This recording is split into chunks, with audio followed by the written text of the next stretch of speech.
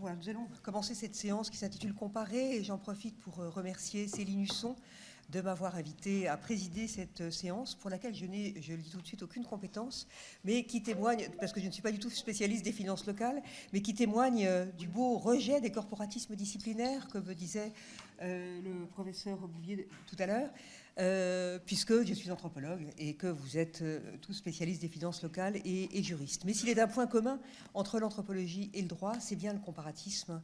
Et je suis très heureuse donc d'ouvrir cette séance sur le comparatisme, sur le comparer, la méthode comparative. Et donc nous allons commencer par Alexandre Guigues, qui est maître de conférence en droit public à l'Université de Savoie-Mont-Blanc, et sur... à partir d'une communication qui s'intitule « Une idée reçue peut-elle devenir réalité ? Le cas du fédéralisme financier au Royaume-Uni ». C'est à vous.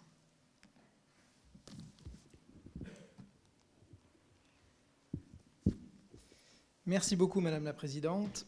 À en croire nos discussions au temps du déjeuner, je suis sûr qu'en dépit des disciplines différentes, il y aurait beaucoup de choses à faire ensemble. En tout cas, c'est ce que j'ai retenu de nos échanges. Merci beaucoup Céline, Basile et professeur Bouvier et à Fondafip de nous gratifier d'un si beau colloque. On a eu une présentation très très alléchante. J'ai hâte d'entendre les autres et je vous rejoins sur l'audace d'essayer de bousculer un petit peu, tant que faire se peut, nos approches. Et je suis tout honoré de voir de la comparaison dès le début de ce colloque, qui plus est d'intervenir en premier. Merci beaucoup. Pour ceux qui me connaissent, je vais encore parler du Royaume-Uni et le titre de ma communication, il est de Céline. Je n'aurais pas eu l'idée de parler d'une idée peut-elle devenir une réalité, le cas du fédéralisme financier au Royaume-Uni, mais je vais vous expliquer en introduction ce que j'ai vu dans son idée, et je le remercie parce que elle m'a poussé à aller plus loin sur cette question et sur quelque chose que l'on voit transparaître dans certains écrits depuis les réformes de la dévolution de 1997-1998. Je vais resituer un petit peu cela en introduction et être rapide puisque nous avons 15 minutes et l'idée c'est de garder évidemment du temps pour la discussion. Le Royaume-Uni, sur le plan de l'organisation territoriale, des formes d'État, on a l'habitude, en tout cas en première année, de vouloir le mettre avec la France dans la tradition du pays centralisé. L'image d'un pays où tout part de la capitale de Londres. C'est encore le cas à bien des égards, mais il y a des raisons qui peuvent nous amener à essayer de revisiter un petit peu son organisation. Image d'un pays centralisé où, pendant très très longtemps, l'échelon local unique, c'était... alors il y avait la paroisse, mais il y avait le comté et le district, avec une forme d'enchevêtrement de compétences un petit peu compliquée, qui a conduit à différentes réformes à la fin du XXe siècle pour encourager les conseils à fusionner. Mais les encourager seulement, sans obligation, si bien qu'aujourd'hui, en Angleterre en tout cas, dans les 4 nations, je vais y revenir, il y a des collectivités centralisées uniques, et des conseils métropolitains, et il y a d'autres lieux où il y a toujours les 2 niveaux qui sont les conseils de district et de comté, avec des compétences globalement différentes. Éducation, services sociaux, transport pour le comté, et pour le district, loisirs, ramassage d'ordures, traitement et recyclage des ordures ménagères. Mais alors, tout a été bouleversé. Je voudrais finir sur l'image centralisée en vous disant que j'avais regardé il y a quelques années sur l'ensemble des dépenses publiques du Royaume-Uni, 23% relevaient de l'administration locale, donc c'était un quart, 3 quarts. Et puis, pour prendre l'exemple d'une autorité locale anglaise, 63% de ses ressources, pendant le mandat de David Cameron, là je n'ai pas de chiffres à jour, provenaient de dotations, et en Écosse c'était 74%. Donc l'image centralisée, jusqu'à peu, était encore prégnante. Je ne vais pas vraiment parler de l'échelon local, vous me voyez venir, je vais parler de l'Écosse, de l'Irlande du Nord, du Pays de Galles, mais c'est un point important pour ma conclusion. Alors le Big Bang, il est venu avec Tony Blair en 1997 et 1998, puisqu'il a transformé l'essai d'une dévolution avortée dans les années 1970, des référendums pour lesquels, surtout en Écosse, il était prévu un taux de participation minimal. Et c'est ce taux de participation minimal qui, n'étant pas rempli, n'a pas permis à la dévolution d'être mise en œuvre 20 ans plus tôt. Alors, la dévolution, je n'ai pas le temps de revenir dessus en détail à ce moment-là, puisque je vais proposer une grille de lecture pour essayer de répondre à ma question du fédéralisme. Est-ce qu'on peut parler de fédéralisme ou de tendance vers le fédéralisme, étant donné l'organisation territoriale du Royaume-Uni? Mais en tout cas, des auteurs commencent à utiliser le mot. Et l'un des auteurs que j'ai eu la chance de traduire et pour lequel sa pensée résonne beaucoup au Royaume-Uni, il a eu de l'influence sur le gouvernement, c'est Vernon Bogdanor. Il parle d'un esprit de fédéralisme qui se serait introduit dans la Constitution britannique, la fameuse non écrite en mouvement qui évolue, etc., en 1997-1998. Il annonce que le Royaume-Uni serait passé d'une logique d'État national à État multinational, mais il va même jusqu'à qualifier le Royaume-Uni d'État quasi-fédéral. Ma question, c'est de savoir si on peut aller jusque-là. C'est ce point que je voudrais examiner. Alors, bon, pas un spécialiste du fédéralisme, mais j'ai dû faire un petit peu de recherche, passer par George Sell, par Watts, par Zoller, par un certain nombre d'auteurs qui ont pensé le fédéralisme. Et parmi les différents traits, vous allez me voir venir, on retrouve évidemment une constitution écrite qui organise les différents niveaux, mais on retrouve ces fameux 3 principes que l'on enseigne en première année qui sont attribués à George Sell, qui sont l'autonomie, la superposition et la participation. C'est la grille de lecture que je vais retenir aujourd'hui pour essayer de voir ce que l'on peut en dire pour le Royaume-Uni. Mais j'ajoute aussi en introduction qu'il faut être sensible à l'exhorte d'Elisabeth Zoller, qui voit aussi au-delà de ces principes, qui sont en quelque sorte des attributs ou des traces du fédéralisme plus que le fédéralisme lui-même, un esprit, ce que Vernon Bogdanor nous explique, est en réalité une philosophie de gouvernement. Et je veux vous dire d'emblée, à mon sens, il n'y a pas d'esprit de fédéralisme au Royaume-Uni, encore, en tout cas pas dans les institutions ou dans la majorité des acteurs politiques. Cet esprit fait défaut. J'y reviendrai, mais ça ne nous empêche pas d'essayer de voir ce que l'on peut dire de la superposition, de la participation et de l'autonomie. C'est mon plan pour mon intervention. La superposition, d'abord. Alors le premier problème, c'est l'absence de constitution écrite. Mais bon, il va falloir qu'on balaye d'un revers de main l'idée que le Royaume-Uni abandonnerait tout d'un coup 8 siècles d'histoire et de développement d'un système particulier pour tout d'un coup accepter une catégorie qui aurait émergé dans ses anciens dominions, pas que, bien sûr, pour tout d'un coup adopter le modèle fédéral américain, canadien ou australien qui eh bien, étaient des anciens dominions. Donc pour penser le fédéralisme, il faudra aller au-delà de cette idée de constitution écrite, sinon la réponse, elle est là, et on s'arrête ici. Sur la superposition, je voudrais examiner 2 points. La répartition des compétences, comment est-ce qu'elle s'organise, et ça a des conséquences évidemment financières, et puis comment elle s'organise d'un point de vue institutionnel et financier.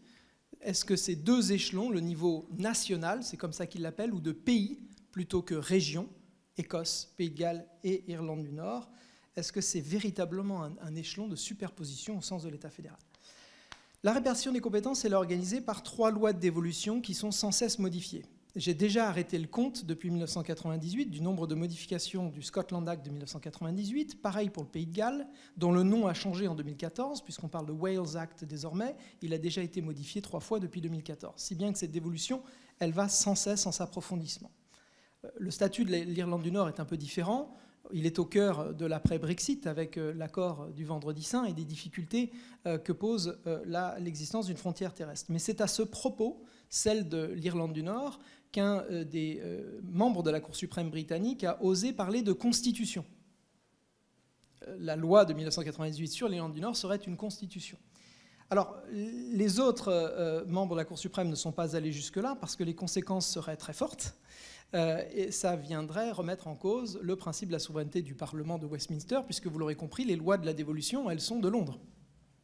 Ce n'est pas l'Écosse qui s'est donné à elle-même une constitution, etc.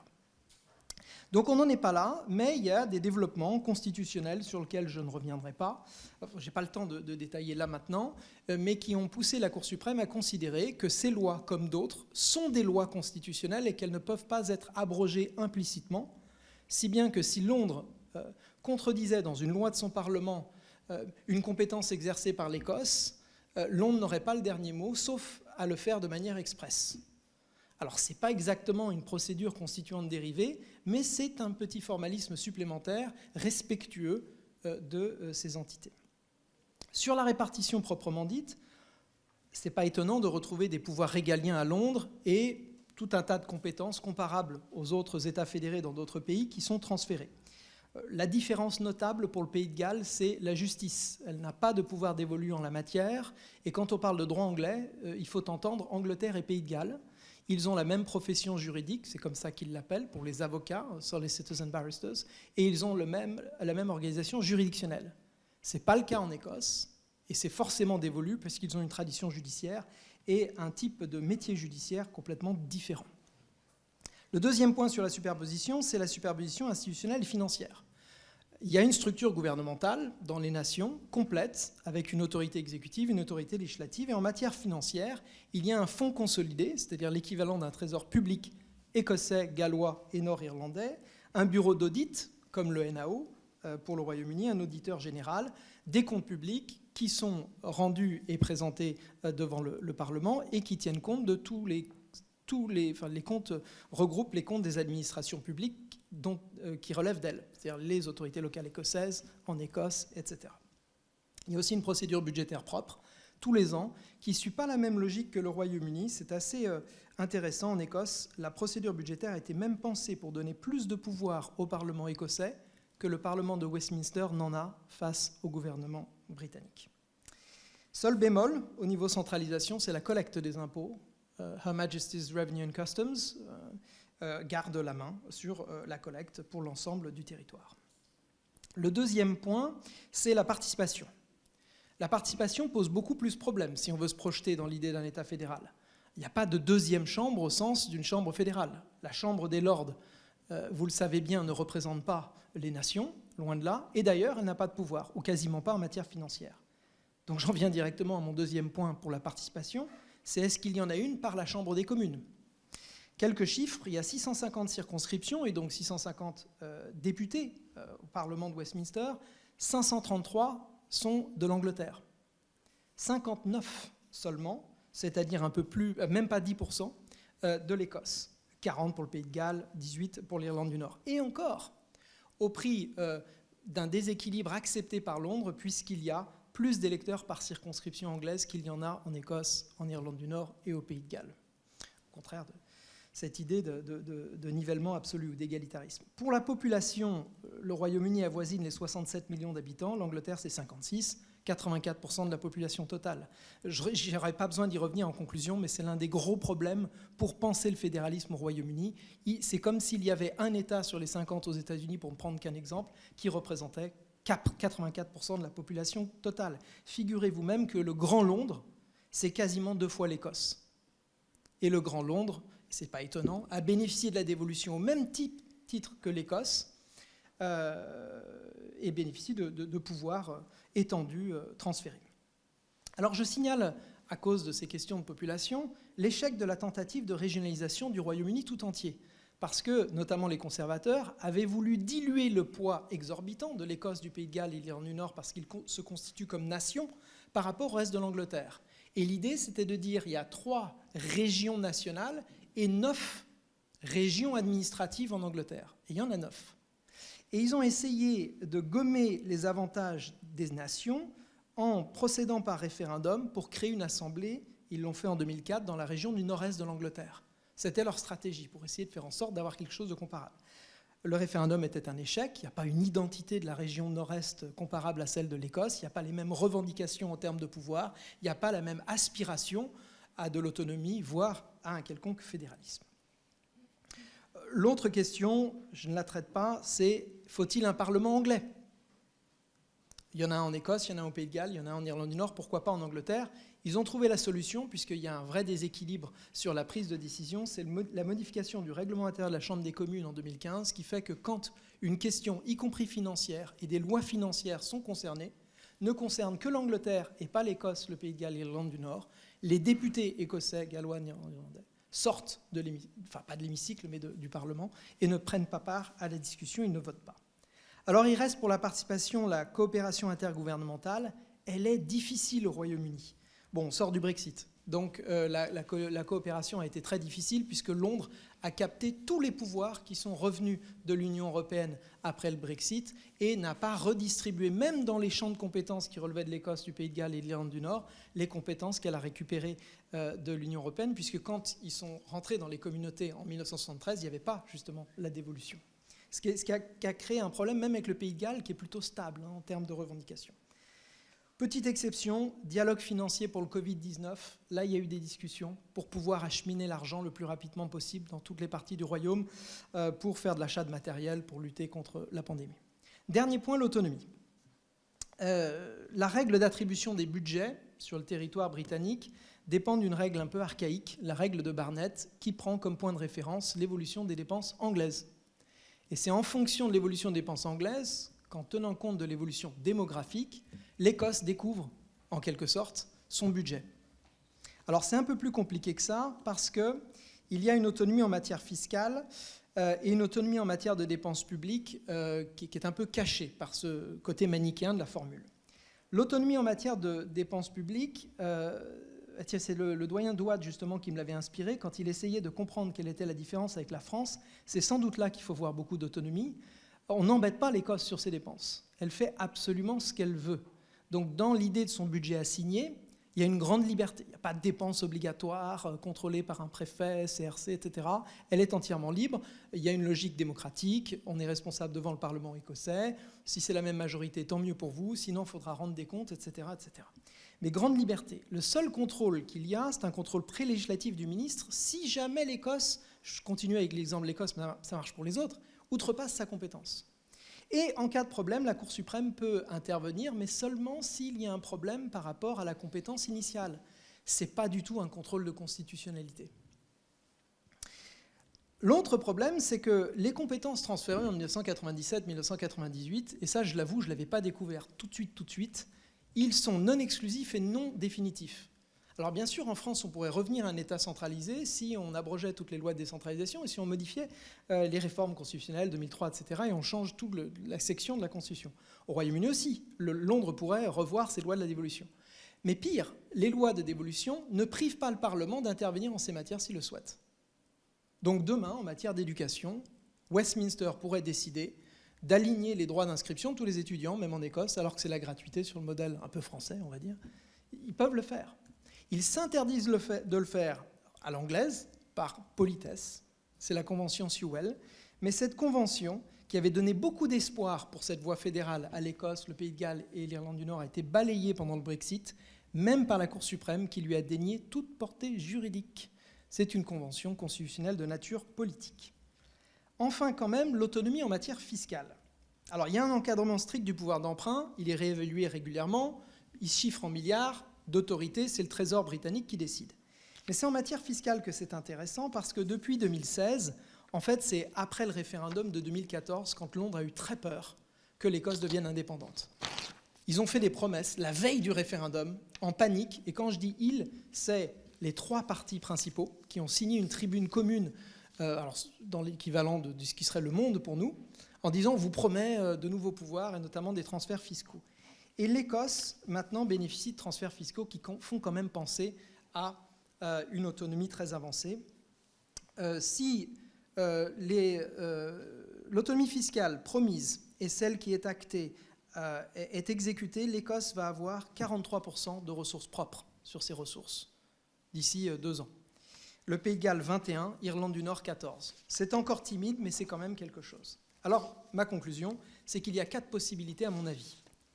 Soit l'indépendance pure et simple, soit le conflit, on est en ce moment avec l'Écosse dans le conflit, c'est une guerre de tranchées, soit l'adoption d'une constitution écrite avec une organisation fédérale, moi je n'y crois pas, c'est ce que Vernon Bogdanor appelle de ses vœux, mais un peu je crois aussi parce qu'il veut participer à sa rédaction, soit enfin la novation constitutionnelle, et je crois aussi que s'il y avait une voie, ce serait la voie de la novation qui serait choisie.